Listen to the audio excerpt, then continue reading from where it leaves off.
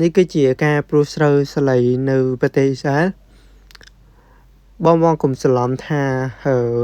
វ៉ៃសើយក៏ដូចជារ៉ស់ដីអីទេអានេះគឺជាការព្រួសស្រូវ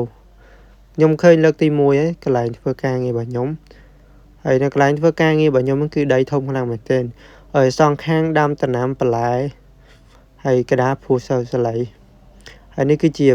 ឡានដឹកព្រួសស្រូវស្លៃគេដឹកទាំងឡានកុងតឺន័រមកតែម្ដង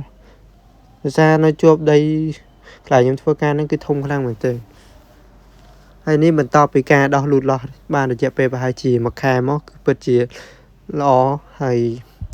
ដីគេអត់ស្មើទេគឺខ្ពង់រាបហើយគេក៏បានដាក់ជីបំពន់រួចហើយគឺជីសគឺមើលទៅស្អាតម្យ៉ាងដែរទៅជួបកន្លែងខ្ញុំធ្វើការហើយវាអត់មានជួបទឹកទេជួបទឹកដក់តែកន្លែងកន្លុកបន្តិច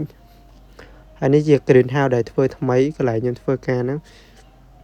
ហើយនេះគឺជាជីត្របាតសម្រាប់ធ្វើបន្លែ